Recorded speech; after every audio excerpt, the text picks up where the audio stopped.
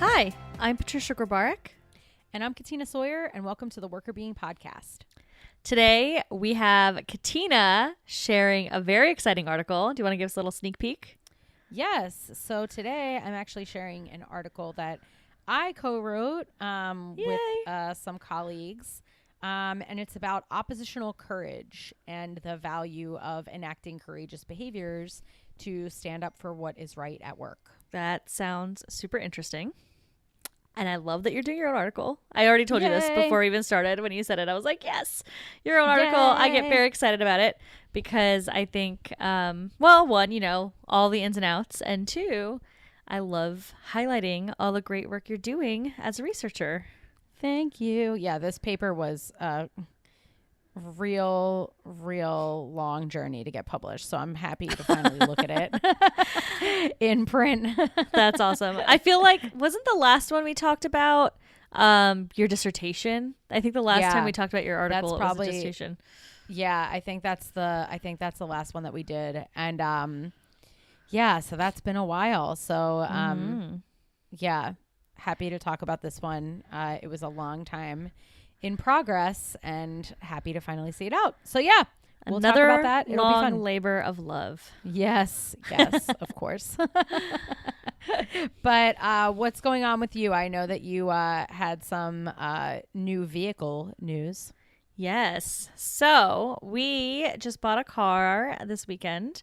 We got our Toyota RAV4 hybrid. I'm super excited about the hybrid part.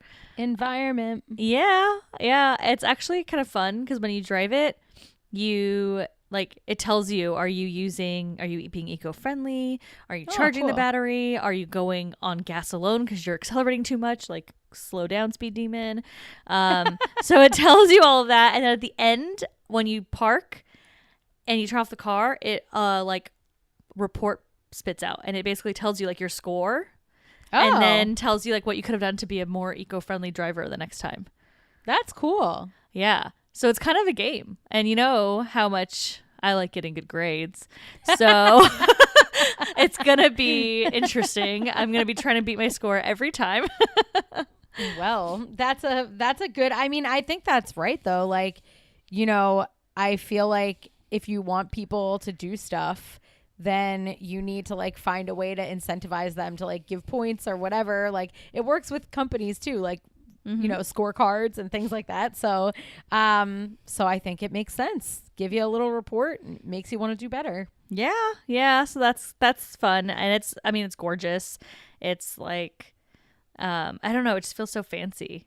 And maybe Toyotas aren't considered fancy, but I feel like this car is fancy, and it's got all the toys inside of it, and it's so pretty, and it's an SUV, which I kind of like that because I feel like in my other car I just felt very short, and I feel like nobody saw me, but people are gonna see me now.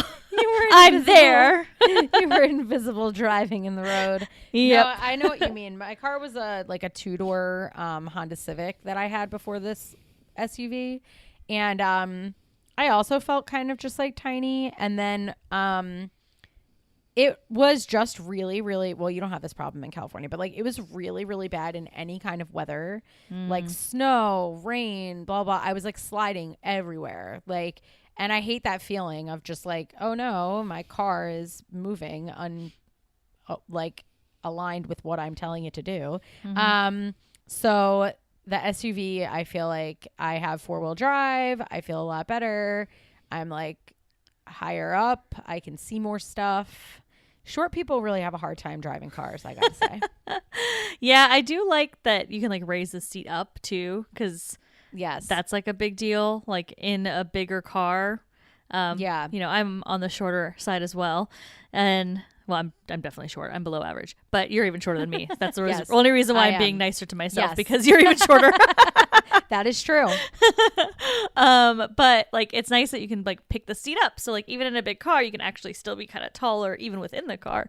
So I'm woohoo, I'm so tall. The first car I had was a regular car, but it was so good for short people because it sat really high. And so I never felt like that. And then when I got this Honda Civic, it was I was in a pit. It was kind of it was not a race car. It's a Honda Civic, but because it was a coupe, it sat sportier. Low. And so I didn't like that. Like I felt like I could never see. Like I was like, I never like hit like anything major, but like curbs and stuff. Sometimes I would turn and like hop the curb and I'm like, what the hell? But it was because I couldn't see like where the curb was. Like I just literally couldn't see it. So now I feel like I can see so much more stuff and I feel a lot better being up higher. And I'm like I look like such a nerd because I like put the seat all the way up and put it like really close to the wheel. Like I sit super close to the wheel and super high up, like the most close and high that I can go to the wheel. I do because I just feel the most comfortable that way. I'm not gonna lie, when I saw you drive that car and get so close to the wheel, you heard me. I told you. I was like, what? You are way too close. What are you doing? No, it is really, really funny how close you sit to the wheel. But I do bring mine up very high as well. So I'm with you on that. I get a little bit further from the wheel. I'm not like quite as on top of it as you are, but I love it. But I mean, it is nice to be taller. One time I had to rent when my card was in the shop, I had to get what was it? They gave me like a Dodge. Whoa, what's like the sporty Dodge car that's like really short? A Charger? Yes. Yeah. Oh my gosh. I couldn't see anything in that car. I was so short. I couldn't see anything. And it's humongous. Like it is a boat. I feel like you're driving a boat because it's super big, but it's just like a short car, but it's like it takes up a lot of space. So I had the hardest time parking that car. I was like, I cannot. Oh my gosh, I was so mad. And I was like, is there any other car I could rent for this week? And they're like, nope, that's it. And I was like, cool. I mean, I might crash it because it's really wide and I can't see any of it, but okay. But sure, I'll take it. I guess that's what's going to have to happen. Well, I needed to. I didn't have a car otherwise. Yeah. So I was stuck driving a Charger or bust. A car that I could not really navigate very well. So that was not fun. But this new car is tall enough that even though it is bigger than my Focus, it is a car that I can actually navigate because it's not so big and I'm not so short that I used to date a guy who was obsessed with Dodge Chargers, and he would always talk about Dodge Chargers and how all he wanted was a Dodge Charger. And I don't know why. He was just obsessed with it. Like that was just like his thing. And he would always be like, I'm going to get a Dodge Charger. I'm going to get a Dodge Charger. Like he would constantly be talking about Dodge Charger. So when you were just talking about it, I was having like flashbacks of like having to listen for so long about how great Dodge Chargers were for no reason. Well, so anyway. You would hate it because you would be like just sunken in and you'd far away from the steering wheel and really low and not being able to see anything. It was terrible for me. I think you have to be a little bit taller, probably over 5'5" at least. Yeah. As you can tell, this podcast is sponsored by Dodge Charger. We've just been crapping on the Dodge Charger this entire time. Sorry for anyone that loves it and has it, but it is not meant for podcast brought to you by Dodge. Yeah, it's not meant for anybody below 5. I'm 5'3", so 5'3" and down I think is probably bad. Yeah, don't do it. Yeah, but do not do it. Anyways, all right, enough about the cars. Well, I'm happy you got a car. Yeah, I'm glad. It's gonna be nice to have. It's exciting. Nice to have. Anything that you want to bring up that happened to you? Anything interesting, exciting? I mean, nothing interesting or exciting. I'm not teaching this semester, so while everybody deals with the whole like, how are they gonna put all their classes online and all that kind of stuff, GW's officially decided that they are going to be online for the semester instead of in person, which I think is a good move. But it's, everybody's got to move all their stuff online now. But luckily, I am on research semester, so I don't have to do any of that. So yay. I feel badly for my colleagues that are kind of scrambling at the last minute to switch everything around when they thought they were going to be on campus and then found out that they're going to be online. But it's probably a better move considering the fact that, like, I saw today, UNC Chapel Hill has been open for like a week and they already had to close because there's too many cases of COVID. Oh no. Yeah. So I'm feeling like it's just, I think a lot of universities are going to, everybody's living in rooms that are the size of a shoebox. Yeah. And, they're going to parties, they're doing whatever. Like they're not going to, I have very little faith that college students are going to effectively distance in the way that they should be. So I think it probably makes sense to get ahead of it and just say that's it. But I am happy that I don't have to worry about doing all of that, and I can just keep hiding in my home and doing what I've been doing all summer. So that I'm happy about. Good. Yes. Well, I'm glad that you don't have to do that. And yes. Yeah. So good times. Research semester is great. And speaking of Yes. your research, Yes. tell us about your article. Okay, sounds good. So our article is called Because You're Worth the Risks, Acts of Oppositional Courage as Symbolic Messages of Relational Value to Transgender Employees. And it was just published in the Journal of Applied Psychology this year, 2020. And it's by Christian Thoroughgood, me, and Jenica Webster. And it was a long time to get this published. It's been a work in progress now for 5 years, until from the time we started the project until when it came out. So it's been quite a while that we've been working on it. But I actually think it came out at a time when people are looking for information about how do you disrupt a status quo in order to achieve greater social justice. And like, what does that look like and why is that important? So I actually think even though it took a really long time to complete, that it came out at a time period where it's actually particularly useful. Yeah, I think it makes sense. I agree. It's definitely kind of top of mind type of topic at this point. So that's great. And I think it's really good when we talk about your articles to give people kind of a reminder as to how long this process takes. So, when we say something's hot off the press, it wasn't an idea that came up like 2 months ago and now there's a published article. It takes so much time to get the research done. Well, first to get the research approved, then to get it done, then to get it written up, then to get, reviewers like giving you feedback and addressing their feedback and all of that stuff. There's so many steps in the process. So it does take a long time to get research out and published and in the hands of, well, academics mostly, or us when we're going to talk about the podcast. Yes. But yes. It does take a lot of time. So, there's some topic areas which you probably have heard throughout the podcast. There are some areas where maybe research is a little bit lagging in terms of trends that are happening externally, because it just takes a lot to do that research. So if like a brand new technology comes out, for example, or people are seeing this with COVID, right? Brand new virus. Now we don't know anything. We have to start from scratch, and it takes a long time to actually get any information, understand things. Yeah. Yeah. And so, it's like by the time the papers come out, the researchers have been thinking about these ideas for a while. And that's also part of why a lot of research might seem like, it comes out like after or like well after it's needed. Or in this instance, I think that people are thinking a lot about this topic, but it's only because like researchers have been thinking about it before the public was thinking about it so heavily that it actually ends up coming out at a timely time.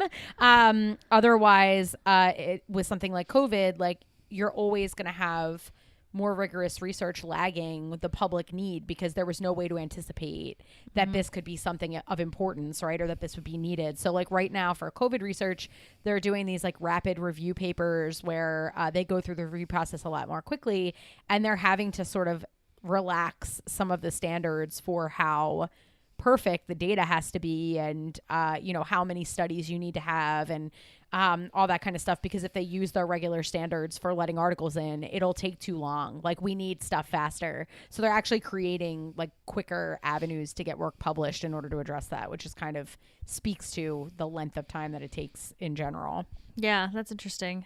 I mean, it's great that they're doing that so we can get some information out there. I'll be curious to see. So here comes like dork talk, but I'll be curious to see like, how doing this expedited review process is going to impact longer term research. So like if somebody's then doing a little bit of a longer term study on this time period, are we going to find something different when we have quote more ideal or perfect, not really ever perfect, but perfect data versus what they're relaxing on a little bit now. Right. And I wonder if it'll be interesting what lessons we learn, right? Is it that sometimes we get too caught up in the review process that like we need to let go and think about data differently? Or are we going to find that actually this incredible rigor is very important? And I think it's going to vary from field to field too. Like our field might be different than other fields as well. And I think there's also been like just a lot of things. Like it's not that while I'm saying they're relaxing the standards, like for example, the JAP Journal of Applied Psychology special issue for COVID, they got over 300 submissions and they only accepted 5. Whoa. So it's still they're still applying fairly rigorous standards, but it's just that they wouldn't accept 5 out of 300 under normal circumstances so quickly. And the 5 that they accepted probably don't have the same, they can't expect the same, like, we'll go back and get more data and more data and more data because everything's coming out just so much more quickly. But what people have done that's smart is that they've used archival data. So like the first paper that got published in the special issue for COVID, somebody looked at the gender of the governors of different states and saw whether or not it was related to COVID, mask wearing percentages and death rates and early adherence to staying indoors and things like that. And they also like coded all their public statements for like various emotional words. And they found that like female governors, I think it was like, were more compassionate and emphasize like collective agency, like we have to do this together as a team in their messages, which like then led to more adherence to the rules and regulations, and that was even controlling for political party. So like that was smart because that's really cool data, but it's it's publicly available, right? So like they didn't have to go get new stuff. So anyway, that's how they're getting around some of it, but blah blah. It takes a long time. This paper took a while. Yes. Well, I think at some point it'll be interesting if we pull some of those COVID articles and share them here. So we can do that at some point. But in the meantime, I think a lot of people can learn some really good stuff from what your paper says. So let's talk about your paper. Yeah. So our paper basically looked at a very specific type of allyship behavior. So we're sort of thinking of it as like under the umbrella of everything that you might do that could be considered allyship, whether that's allyship that you perceive as effective or allyship that other people actually perceive as effective or both. We've looked a little bit in the literature at what do people need to do in order to be effective as allies from the perspective of a minority group. But we don't know a ton. And most of the literature has basically looked at very acute events like I witnessed someone being discriminated against and I have to make a decision whether I'm going to confront the person who's discriminating against somebody else in that instance. So there's like a literature on confrontation, and there's some stuff about like if you're going to confront someone about biased behavior, what's the best way to do it, and what kind of tone should you use, and should you directly call out the behavior, or should you indirectly call out the behavior? So there's sort of some about how do you create greater acceptance for the fact that the act that you're calling out was wrong, and how do you maintain that people like you. So in the prior literature, we know a lot more about like I see something and I have to jump in right away, or I have to decide to jump in right away. And we also know a little bit about how people react to that, but mostly how the general public reacts to it. So it's more been like, how do other bystanders react? Not so much about how does the minority group member that you are acting on behalf of respond to that. So we know less about that. Interesting. Yeah. And so what we were interested in was, okay, we needed to hone in on a specific subset of allyship behaviors just for purposes of definition. And we became interested in this idea of courage, oppositional courage, because courage is a fairly new construct in the literature.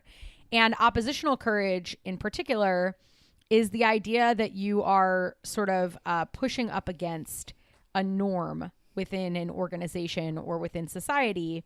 and that you are trying to challenge some form of inequity in doing that. So oppositional courage broadly can be anything that's a challenging behavior at work.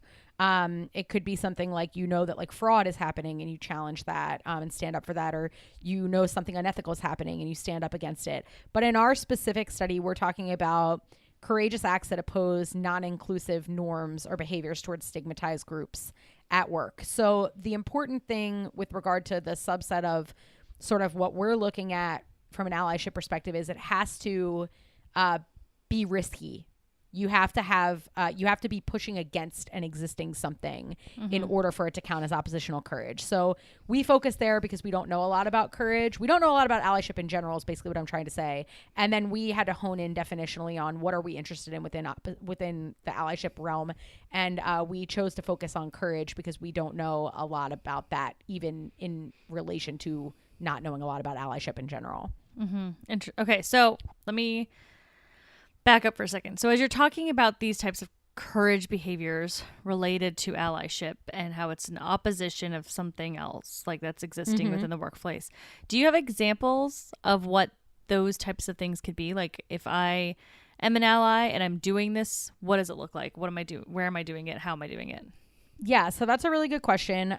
The literature as it existed when we started the paper did not define what oppositional courage would look like with regard to standing up for stigmatized group members in the workplace. So that was actually something we had to answer with our study. So we were interested in the idea of oppositional courage, and there was sort of a definition of oppositional courage, but no one had looked at it with regard to stigma or standing up for stigmatized groups.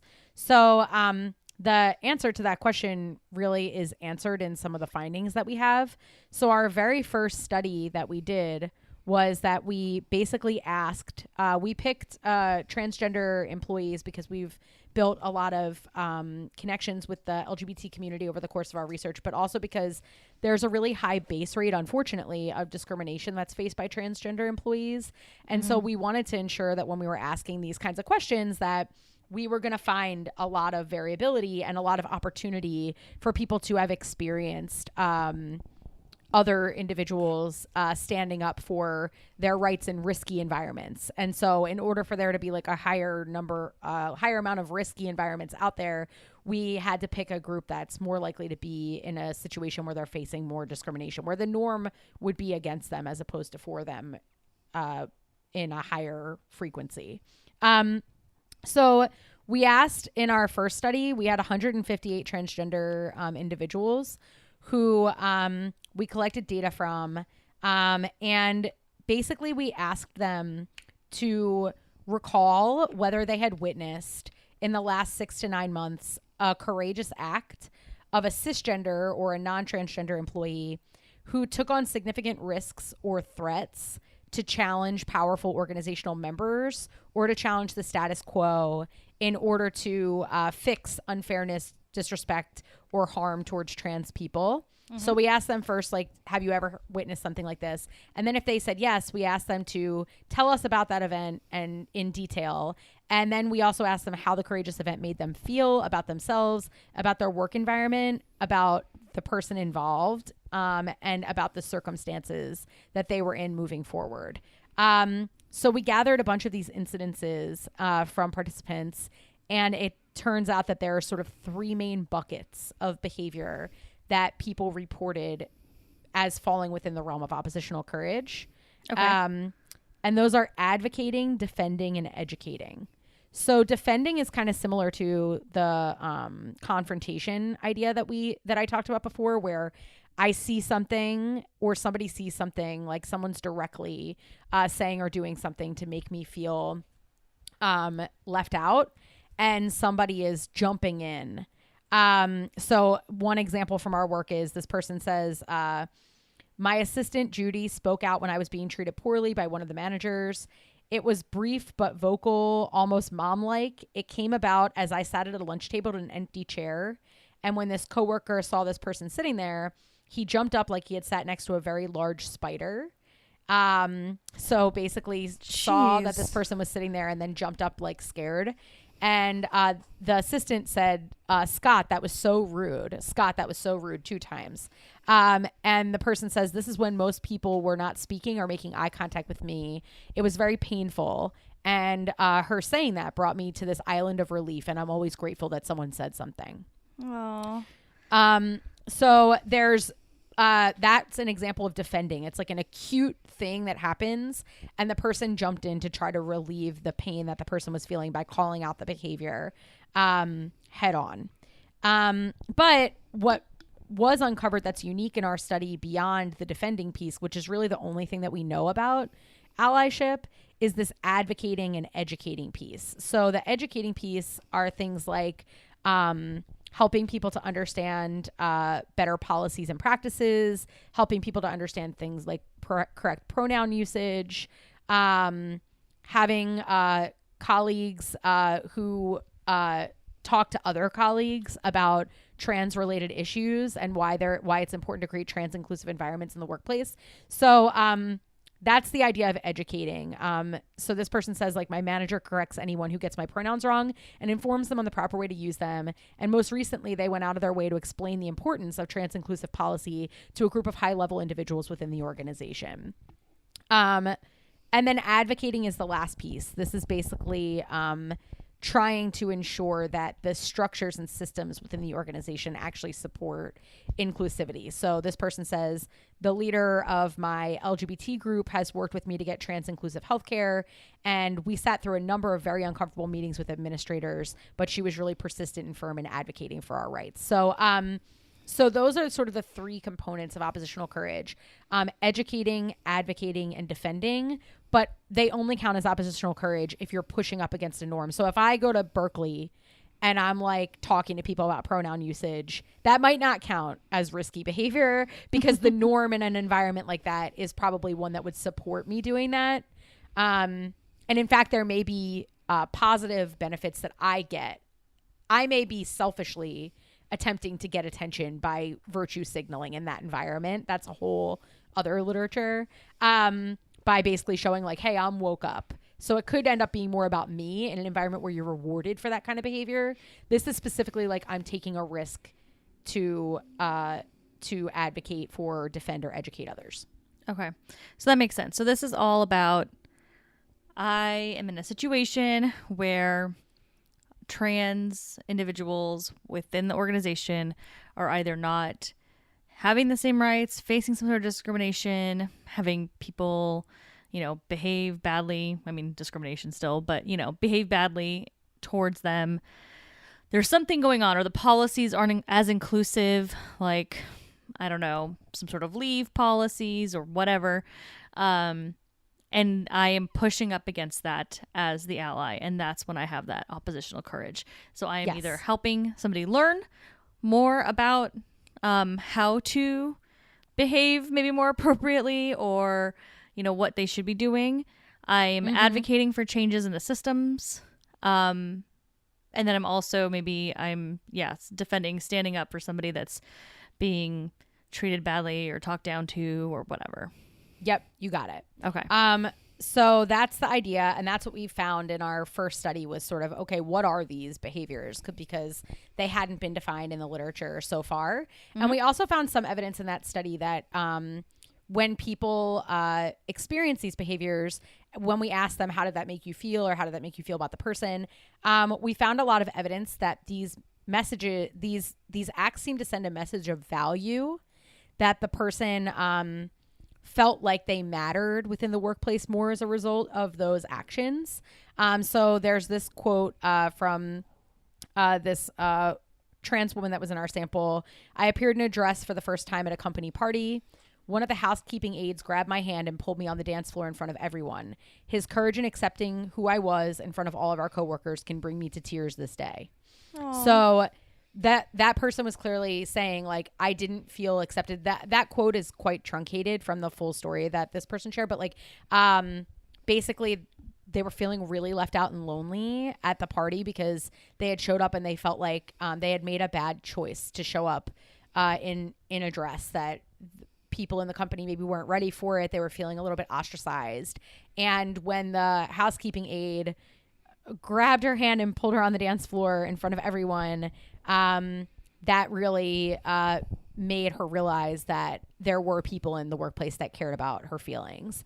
So that led us to start to think about, okay, what is this related to then? So if these acts of courage are sending some kind of a message of value, what does that look like, or what's the outcome of these kinds of behaviors? A couple of things that the reviewers actually had us do. So after we had submitted this for initial review, the reviewers had a question about, well, is it just the act, or is it just that people like to be supported, or is there actually something about taking a risk that's important? So does it matter if I'm doing something that's risky or if I'm just doing something supportive?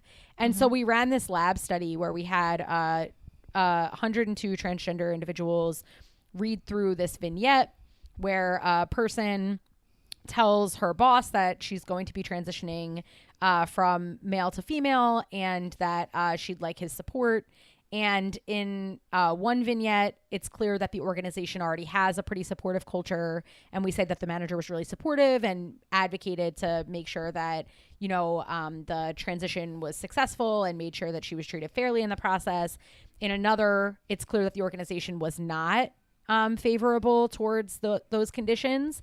And he still did the same thing. And then there was a condition where the person just didn't take any action. That was the control condition. And what we found was actually that the risky condition created the highest level of what's called organizational based self-esteem, which is what we're arguing is the direct result of witnessing acts of oppositional courage, that I feel better about myself as a member of this organization when I witness those things. And what we found is that when trans people read the scenario that had risk, they did feel higher OBSE than if they read the one where the same action, but it wasn't risky. So there is something about taking a risk that sends people a message that they're even more valuable than just support by itself. Okay. And OBSE is that organizational based self-esteem. Yes. I know we've talked about that before. I think in another podcast, I don't even remember. We'll definitely link. I'll find where we talked about it before and I'll link to it. But do you want to kind of define that a little bit more in terms of what that would look like? So organizational based self-esteem is basically the idea that you feel like you're valuable or that you matter at work. So what we're arguing, and I don't want to get like too far into it because there's a lot going on in this paper, but basically we're using this sociometer theory, which basically says that human beings really want to belong. And because we really want to belong, all of us all day long are kind of tracking the extent to which we belong in social environments. And so we're kind of looking for and responding to social cues over the course of our day that tell us whether we have value to others within our department, within our workplaces, or within our society, or within our families or friend groups. And if we feel that the signals we're getting tell us that we have value, our self-esteem goes up. But if the signals we're getting say that we don't have value, our self-esteem goes down. Mm-hmm. And so because we're talking about a workplace setting, we're talking specifically about the extent to which you feel that you have value at work, which is organizational based self-esteem.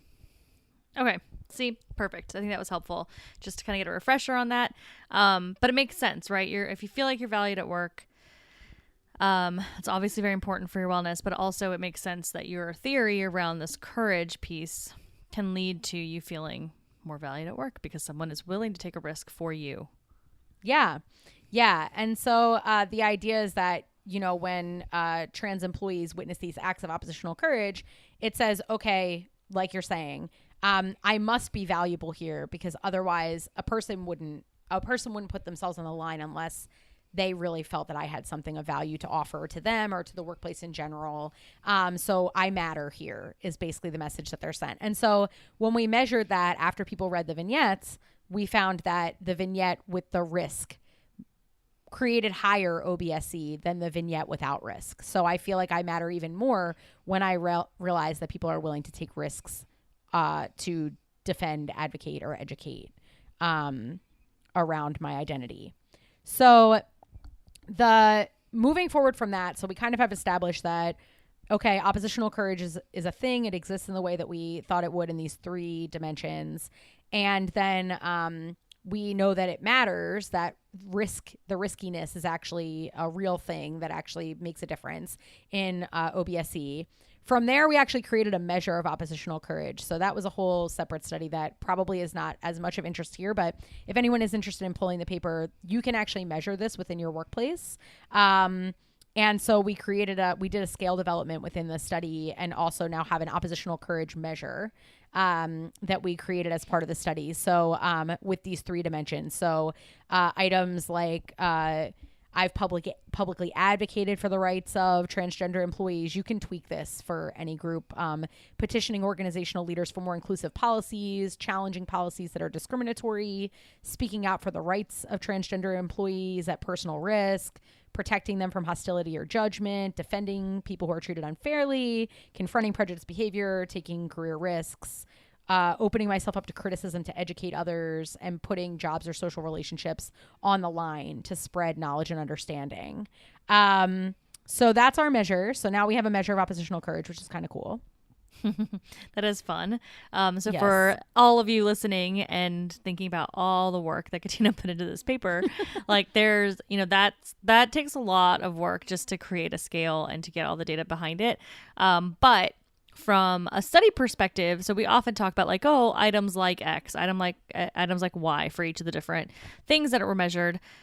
I mean, it's important for people to develop this stuff so that we can use it and then continue to measure the same things when you're looking at multiple studies. So then like the next person that's going to study oppositional courage can use the scale that Katina and team created, so that now we know when they're measuring something, it's the same thing that was measured in this study, so we can understand that construct, right? We can understand oppositional courage better as a whole because now we're measuring the same thing, we're talking about the same thing, and we're able to see what are all the different relationships with that thing.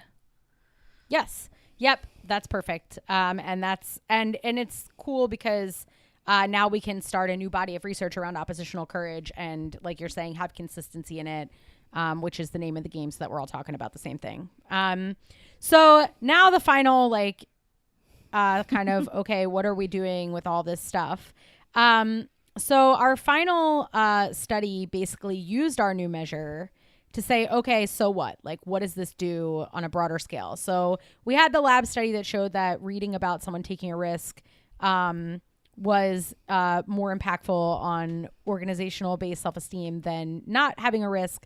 But now we're going to use like a field sample of employees, and we're going to actually measure this at multiple time points. So we have a 2 time point study where we had 177 transgender employees fill out our study variables, which were oppositional courage. And then we wanted to look at its impact on organizational based self-esteem. And then we also wanted to look at how that impacted outcomes. So we looked at job satisfaction as well as emotional exhaustion. And the final thing that we looked at was, are these acts more important the more strongly rooted you are in the fact that you have this transgender identity? So you could think the same thing about a gender identity, like, being a woman writ large. You could think about this as being like a racial identity. So if someone stands up for the rights of your group, and you're more firmly rooted in your identity, does that make that act even more impactful for you? Mm-hmm. So we were interested in that as a moderator as well. Yeah. So that basically you're saying that you're looking to see, does this type of courage lead to me as the employee from the minority group having higher self-esteem, feeling valued at my company? And then does it also make me feel better in terms of I like my job, I'm happy in my job, and less exhausted. So kind of going to the wellness, we've talked about emotional exhaustion a lot. So making sure that, it's impacting people's well-being overall. And then what you're saying, so for context of like a moderator, for those of you that don't speak our lingo, weird language.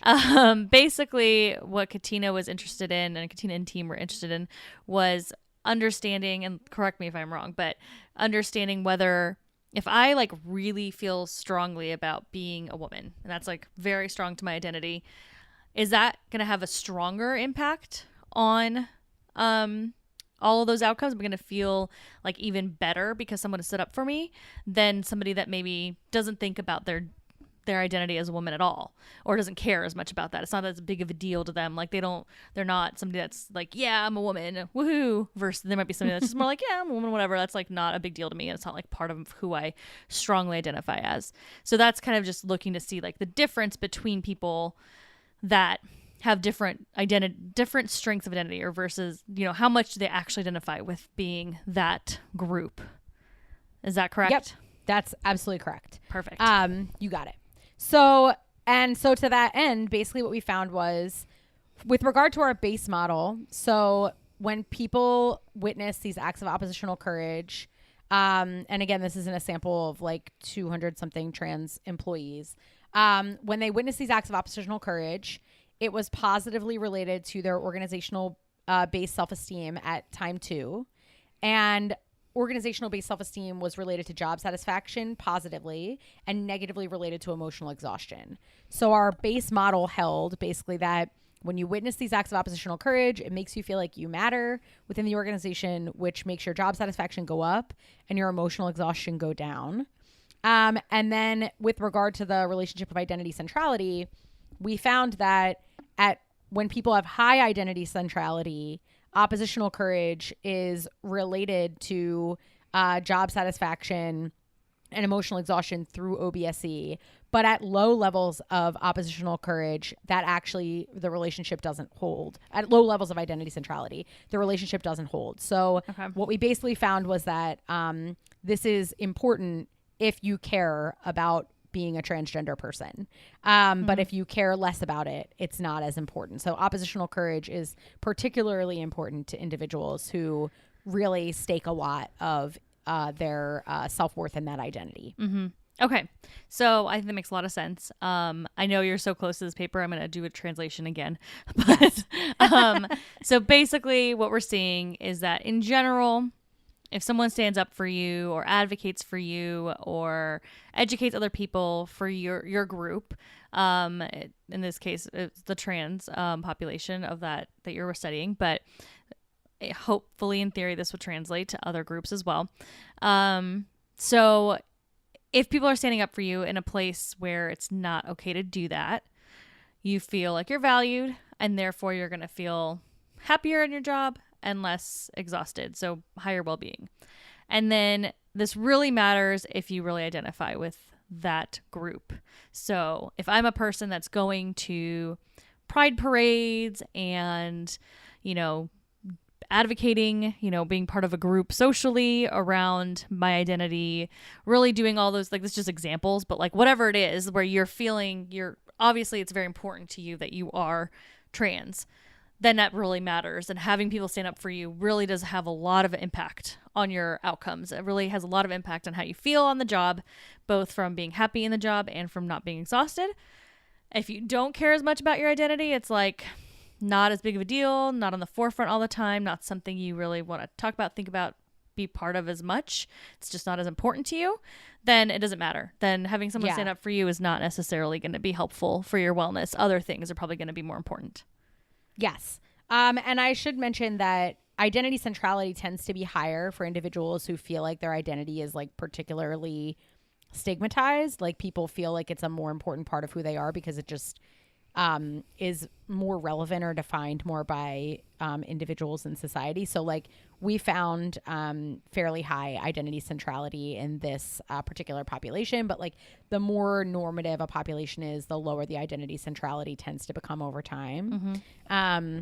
So that with regard to like standing up for trans rights, like, while we found some individuals in the study that were lower on identity centrality for whom it mattered less, You might not know in a situation whether the person is high or low on identity centrality. It didn't harm people that were low on identity centrality. So if you feel like you understand that it's appropriate for you to intervene in the situation and you feel like you can be helpful in a way that is respectful of the person's needs in that time period, like you don't want to trample all over someone who could stand up for themselves or like do things for self-serving reasons. But if you're, well-intended and well-educated about this is a way that I could make a difference and you have thought out how you're going to do that, and you don't have a lot of time to like ask the person, like, how important is this to you? You can probably err on the side of thinking that it would probably be of importance as opposed to not. But we do have a whole thing in the paper, which got cut a lot in the review process, basically saying there is a downside to just like acting, right? Like you don't want to just like stand up for somebody if it's going to make them feel uncomfortable or put them on the spot or like out them to people or whatever the case may be. So at the end of the paper, we kind of talk about how like, yeah, our paper shows that these oppositional courage acts can send really powerful relational symbols to people and make them feel like they're valued in their organization, and that has really positive implications for their attitudes and their well-being. But we also don't want to just lay like a broad blanket that basically says everybody should always stand up for people all the time. So now moving forward in our future research, or the research we're working on now, is like, okay, when does this go wrong? So we're looking at when are times that people have been stood up for that they felt it was mishandled or didn't come across the way that sent a message of value. What are the downsides of acting if you might not be as in tune with what other people might want you to do, or if people feel like they want to do it themselves? Yeah.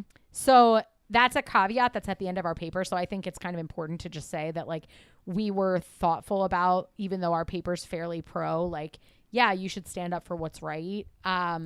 There's also a caveat to it that that's not just like a blanket statement. Yeah. I think that's very, very important. Great thing to call out, because a lot of people don't know how to act in certain situations. So think about whether or not you actually know what the right move is. And I think the examples you gave are very good and very important, because if the example is include the person in a conversation, or, bring them onto the dance floor when nobody's paying attention to them, like those kinds of behaviors are not necessarily, I think they're not riddled with potential to be overly offensive, right? Right. Making sure that you're doing things and being inclusive and kind. And I think that even the example you gave where they said that somebody's comment was rude, like that isn't necessarily, that's a pretty small gesture that can have a huge impact, but isn't necessarily putting you in a realm if you don't know the best way to react. It's not necessarily putting you in a realm to have to speak to things. So maybe the defending types of behaviors are safer than the educating behaviors if you don't know as much about the group. So I think thinking about who you are, where your comfort level is, what you know, what you understand before you do any of these things is critical. But I think defending, for the most part, is probably a safer place to start. But I think, obviously, I think there's some cases where if the person's starting to stand up for themselves, don't like go on top of that and be like unnecessarily defensive for their behalf. But, certain things here and there, especially like really exclusive behaviors, like just not including people and not wanting to sit next to people, like things like that, those I think are pretty easy and generally speaking should be fine. Yeah. And I think that, one of the things that came out is that some of the defending behaviors were done after. So like something happened and then the person pulled aside the trans employee and said, hey, I saw what happened. Would you like me to say something to this person? And they would say, yeah, that would be great, or that would be helpful, or whatever. And so like sometimes it couldn't be like that. Like there wasn't time, but other times there were, or it was public. And so the person felt like, oh, publicly, I can't let this sit, because then it sends a message to everybody else that it's okay. But if it was like a 3-person conversation and one person says something to the trans person and the other person is there, in an instance where it's not like hey, other people saw that and I need to like show people that not everybody in the workplace thinks that that's okay. Pulling aside the trans person afterwards and saying, would you like me to say something to that person? Because I heard what they just said to you and I didn't appreciate it. Like, so there's a little bit more nuance to it in some of the examples that people gave too, that can also help to make it a little bit more collaborative in terms of the solution. We also got pushed by a reviewer, which I'm happy now that the reviewer pushed us to do it. We kind of had to come to a happy medium with them, but this one reviewer was continuing to sort of say throughout the process, like, you know, you keep saying that people need to confront people about their behaviors and that that's something that's generally positive. But like, at what point does confronting someone for a behavior that, you know, might be considered non-trans friendly actually make that person defensive and turn off and they get embarrassed or upset or angry and then they don't want to continue in a dialogue, or it's not an actual teaching moment because they just feel alienated from the conversation. And so the happy medium that we ended on was to put in the paper that, you know, it's tough when you're, for example, like used to calling someone at work for years Steve and now you're calling them Sarah, and you're used to using he pronouns and now you're using she pronouns. Like, you know, it can just be mentally a little bit difficult to make that shift. And so in the paper we sort of say that, you know, if that's the case and someone like misgenders someone, for example, calling them out in the moment in a way that is respectful, as opposed to like, how dare you, you're a transphobic person, blah, blah, blah. You know, if it really is an honest mistake that someone made, may be a better approach, right? Than just like going from like 0 to 60. Like, I'm going to just call this out and make this person feel badly because it could be an honest mistake. So the reviewer urged us to kind of add that like, it's not always about like being like super aggressive towards people about it, but rather like you could take it as a moment to be both like educational and defending in a sense.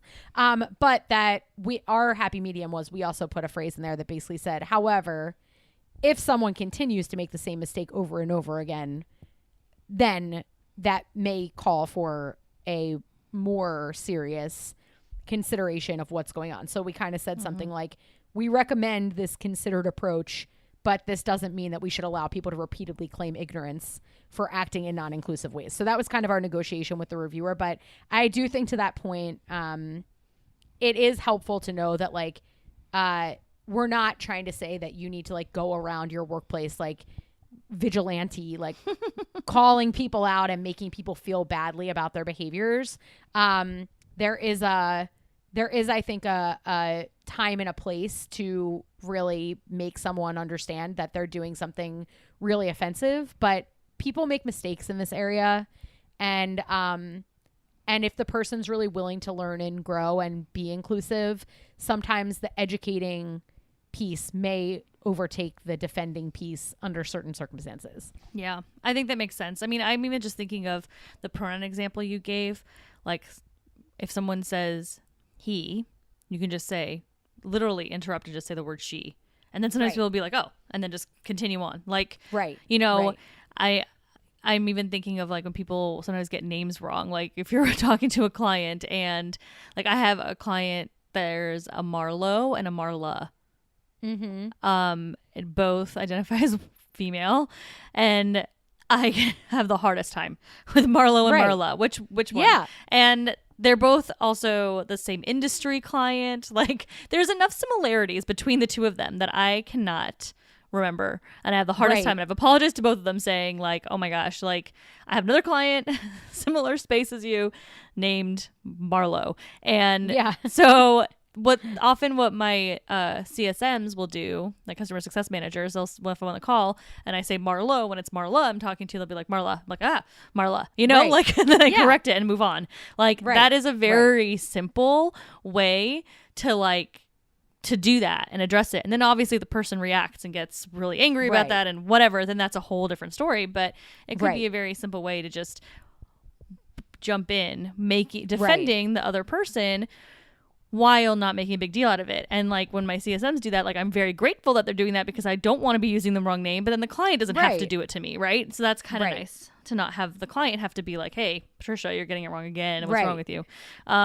So anyways, I think that's a really good example. Yeah, because you wouldn't want the CSM to be like, why do you hate Marla? Like, you know what I mean? Like that would be like a lot. So I think that while this one reviewer, we really did have like quite a time with many things in this paper that we had to negotiate with them about. I do think that was a good call out that we put something in there about that, because we don't want it to come across that we're like, you know, go around like social justice Batman and just try to like, you know, but we also don't want it to be, you know, we want it to be appropriate. So if something really bad happens, you shouldn't also feel like you have to like tippy toe around, as long as you feel like that's in alignment with what would be most comfortable for the trans employees that are in the workplace as well. But yeah, so that's the study. That's what we put together. And now we're sort of moving forward into, okay, what are some of the downsides of what we just said you should do? And we're really happy mostly, and really have to be like grateful to Lillian Eby, who is the editor at JP.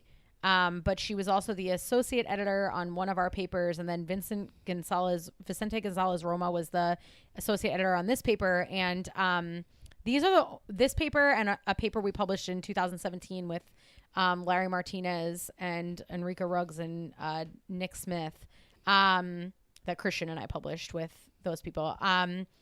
Those are the only two papers on transgender employees ever published in top tier journals in all of organization science and management. Wow. So we're really happy that this is finally starting to get some more play in the top tier journals, but we're also thankful to the associate editors that shepherd the papers through, because we can tell that reviewers are not always as amenable to these kinds of papers as they are to other kinds of papers that we've submitted. And you need like a strong associate editor to believe in the importance of having papers that are conducted in these populations in order to help notice when reviewers are negatively reacting to the paper for reasons that aren't about your paper, but about the population. So I've been really thankful for that. So what you're saying is you need editors with oppositional courage. Yes, you do. That's what you need. That is what you need. No, that makes a lot of sense. But yeah, I think this is really great. I think it's good for everyone to understand that these types of behaviors are very helpful when done well to employees that are of these marginalized groups. So if you're able to do something in your organization and help people out, you know, that's going to have a positive impact. And as a leader or manager, I think it's even more critical, right? Because you are somebody that hopefully they're going to be coming to you with issues and concerns. So showing your support, standing up for your employees can be impactful. And obviously you want your employees to be happy in their job. You want them to be well so that they're, you know, not only feeling well, but also performing well. So all those things are really important from a good team management perspective. So as a leader, thinking about how you can do some of these things effectively in situations where you think it's necessary, then please do that. Please think about that. And I also think, the advocacy piece, we haven't spent as much time talking about that, but especially as a leader, if you are seeing that policies or things are in place are not doing your employee justice, you would probably make those arguments anyways, right? If you're a good leader, if you're working with your team, you want to advocate for them in all sorts of ways, getting them the exposure that they want, getting them the opportunities that they need, getting them, you know, the benefits and policies and pay and whatever that you think is appropriate. You're going to be doing that advocating. So do the same for fair treatment of these marginalized groups. That way you can obviously help them out from a support perspective, from them feeling like they're valued, but also hopefully get some of these things changed within the organization to make a better organization too. Yeah, 100%. We agree. Fabulous. Well, thank you so much for sharing that. I thought it was very interesting. We'll definitely link to the article in our show notes. You had an HBR article come out about this, didn't you? Yeah. Yep. Okay, so we'll link to that too. So if you want to see what Harvard Business Review said about this, well, what you guys wrote about this in that paper, that will be available for you as well.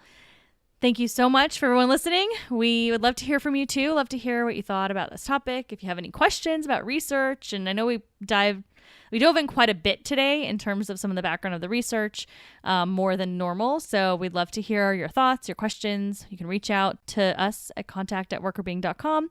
You can find us on our website, workerbeing.com, and on social. So we're on Instagram, Twitter, Facebook, and LinkedIn at workerbeing. Thanks for listening.